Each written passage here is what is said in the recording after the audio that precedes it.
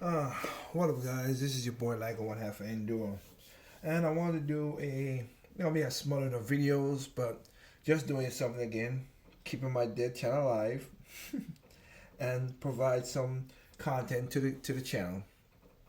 So I want to talk about in this video the Switch, OLED, and everything else. My review. So it took a while, and again I could go fancy in editing, but again I don't have the time, and I apologize for that.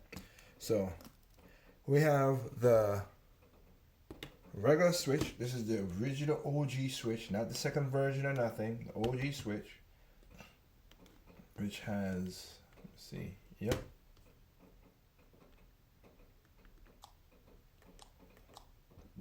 Excuse me. Ooh, sorry about that. Then we have the Switch Lite, and of course we have the OLED switch. Three switches all right there. So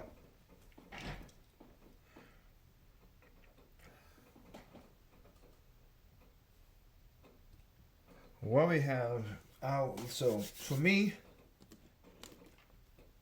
so let's go with this. The original Switch, yes, it has its pluses and minuses as well. Everything, nothing's perfect, as you know. I always say there's no such thing as a perfect game. There's no such thing as a perfect console either. So the Switch, uh, Joy Cons, everything's basically the same. I mean, technically speaking, I could take the stuff away from it, but let's get into it. So I want to take away the Joy-Cons off it. Since I can't take it off the OLED, of course, that'll be a different story.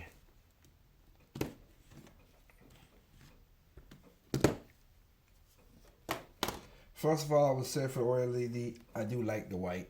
I have to admit, I'm surprised I don't have nothing staining or nothing on it, but I do like the white, really good. So, differences. I'll put this to the side and compare this to this. Now, most of this stuff you guys already know. It's no different. You know about the screen sizes. As you can see, one is basically LCD, one is OLED. You see that this is bigger, that's smaller, same foot, almost. It's not really exactly. It's a little bit. This is a little bit bigger than this, that in footprint, just a slight bit. Now, for me, I'll tell you this. So my the fan is still up to the top, a different fan grill up to the top, same spot still to enter the game cards, headphone jacks. It looks like I said, you can see a little bit like the headphone jack is still in the same spot and just look a little more cleaner. Of course, with the original Switch, you have the speakers, which sometimes get covered by your hands. So you're firing up this way. That's your light indicator that was there. Of course, in the back, you can see all of that. And then we have the flimsy, as people call it. You have your SD card underneath here for original Switch. And you have the part where, like I said, it's like, I've played the dock of the old Switch, so it never bothered me, but other people think it bothers them, so whatever it is. So I'll put it on there for your escape. It didn't bother me. But let's just put it there for people's sake. Then you have the OLED switch. Speakers now firing downward, so you really can't, like, it's not really put, the sounds is a little different. That's not the only thing that happened. Does make a sound. The sound is still more richer. I've played Metroid on both them and seen stuff. It is more richer. Another thing that it has, of course, is I'm gonna put it out here. SD card is over here, but basically this right here being metal, this have more that you know, more action, more positioning than the original Switch, which I think is a nice setup. I'm not gonna argue with it. That is something that they did a good job with. Now you can't argue. Oh, it's flimsy, nothing. It's there. Same flimsy. I don't mind on fall, but you get more angles with the OLED Switch, of course. So you have that. Now I would say, so I'm gonna talk about a little little gripes. So Switch OLED, of course, looks beautiful. I have no problem with it, but I will say I I don't know if you could see it, but as you can see in the top right here, like the buttons are more inset. As you can see here, the volume button is more up. I like that. Sometimes I press the button and I have to press to figure out what it is. If I'm playing in my bedroom and it's dark and I'm trying to load down the volume, whatever. See this, I could feel easy with no problem. This one I can't really too much because it's literally almost smooth. It has at least a little bump. You could tell this to this, and that's one of my little gripes I have with the Switch OLED. That I can't tell sometimes when I'm playing a game that this is the volume, not volume, whatever. That's how that situation has come.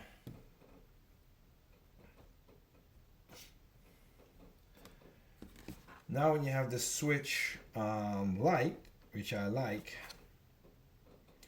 Switch Lite, of course, very small than these guys. I have not gotten any drift, but you can see they also have the same button bump out from the original Switch. They changed the grill to be for the heat as well. I have, and I went with a gray because it was easier and more clean. But I like this the Switch OLED you call it light.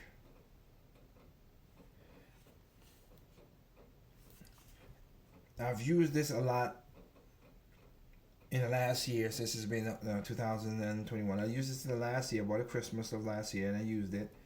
I liked it for home, but it took me a while to get used to having like put my hands more crazier together to play the games. A little cramped than usual. Now, the Switch OLED is now my almost my de facto is my de facto as you saw in the video, the part one of this video, I said it's literally my new handheld version. Now when I'm playing this thing, yeah, and also it does, if you have, depending on the temperature you are, this does get hot or cold. The whole back is basically, that's a plastic that's melted, so it does feel a little weird sometimes when you're playing the game.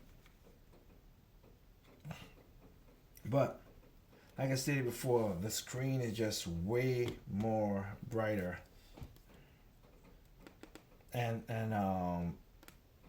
makes more. Let's see here.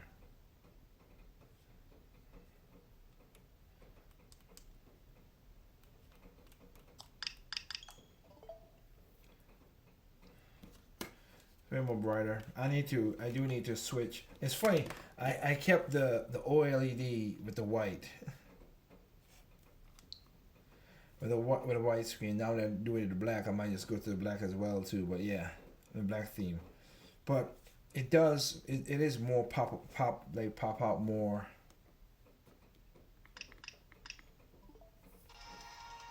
Oops. Go back to as I'm playing this game. With Metroid as what they did with Metroid, having like the dark screen and don't build out the kind of you call it the foreground, the black. I think Metroid was Metroid Dread was built for the Switch, and the battery life has been improved, of course, because that's version 1 and it's version 2. Then they did a Switch Lite, and they have the old OLED with the second battery. So the battery is very good. Like I said, the sound is amazing. I can't argue with that. When I'm playing Dread, of course, I'm playing Dread with some headphones though, to bring out those pings and pops. Again, you'll see it in a video when I'm doing my review. I have, like I said, beat the game, but just whatever. And I just found out, since this is the game I was talking about, and I noticed something because I know Nintendo didn't bring it up in their thing, which is, see if I have it here. See, this Gundam game that I have about 128 hours in it, but it doesn't show up into the in the Nintendo because it's a Japanese game. So yeah, it is pretty crazy that it doesn't show up in the Nintendo's over the year thing that they did, like I showed in the last video. But playing my hours in it, as you can see, 100. I'll just show you. I have 120 hours in this game. I don't know if that's show up in the screen or not, but that's 120 hours in this game.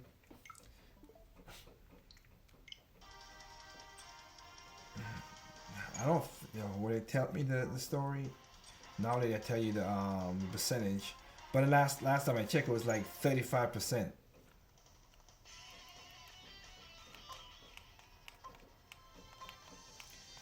And I'll say this to y'all right here, which you're gonna see in a little bit. If you're gonna pick up a game and if you like a game like this, like his I'll put it back. See, that's what I'm saying. I gotta go up there to see something, because sometimes I'm like, oh wait, that's not what I wanted, and I did. That's my point when I'm talking about the nighttime. But just to point this out, if you're gonna buy this game, if you're a guy who like what do you call it again? Super Robot, the Super Robot Tyson games, Super Robot OG Saga is the best one out of all of them. I could tell you that. Let's put these back together. All of that. If you're gonna be playing that game, I want to tell you right now, if you're gonna do that, you need to do. Give me a second, see if we can find it. Excuse me. This is the game that you want, and you'll see it in the next video. But you want the Platinum Edition. It has all the DLC, all the expansion packs, everything. If you're gonna buy this game, again, I bought this game for I bought this for $74. It's like, if you go to like PlayAsia and stuff like that, you might get it on sale for Amazon. Well, PlayAsia and stuff has it for $100, close to $200. So I was like, oh no, I'm gotta find something to get this the right way. So this right here is, if you want to get this version of the game. Try your best to find it. This is way worth it than just a regular version. Okay, it just is. So again, not really a super reviewy, just my thoughts I have with the OLED, and like I said, I have all my that. I still have my thinking that, you know what, Nintendo is, if I was them, I would say they will be the next Switch Pro, Switch 2, whatever should come out. If I was them, I'm a businessman, I will bring it out. So Metroid 4, Breath of the Wild 2, Splatoon 3, Bayonetta 3, all those games comes out and uses the next set. I've said this should be at least a 1080p screen. OLED will be great. 1080p OLED will be awesome. And if it goes to the deck, to the dock and everything, at least 1440p. You don't need 4K. 1440p. Even though some of Nintendo games has 4K assets in it, I've showed that many times before, just to make the game pop or whatever. But just that would be good enough to keep this, just to upgrade it up enough to keep the Switch line going more and more. Because this thing is already sold over 100 million. Shout out to Nintendo that they did a great job of that. The iterations. And it was a personal console when it first got launched. So when I saw that, and I saw the how, because like I said, me and Katie, we have a Wii U. That's the Wii U was one thing. But since this is more of a personal thing, that's why I know that was going to sell a lot. And my predictions was good the first year around, and my prediction was good. Like I said, most of my predictions was on point. So you have 3 different systems, all the 3 platforms. I got all 3. I think they need a Switch Pro, which should be, if let's say we're going to Breath of the Wild, it would be the best thing to bring in a Switch Pro with an OLED. Now, of course, COVID has problems over there with the manufacturing in Taiwan, and things are going crazy with Taiwan and China. we'll see how that go with Japan. But let's see that, because just a while ago they just fired a missile over Japan once again. So China's playing that crazy game again. Not China, North Korea playing that crazy game again. Now that they ain't scared of nothing no more like they were before. But hey, this is just my thoughts about the game, about the console. If you have an OLED TV, you don't need to buy this at all. I'm just saying it straight up. It's not needed. You could go ahead and watch the TV. If you dock mostly, you don't need OLED. But like I said, other than that, this is a good single console it has. With that said, I'm gonna leave it at that. Remember, guys, there's no perfect games out there. What's perfect to you is not perfect to me. What's perfect to me is not perfect to you. Simply enjoy games on all consoles, including PC. Peace out. Have a good night.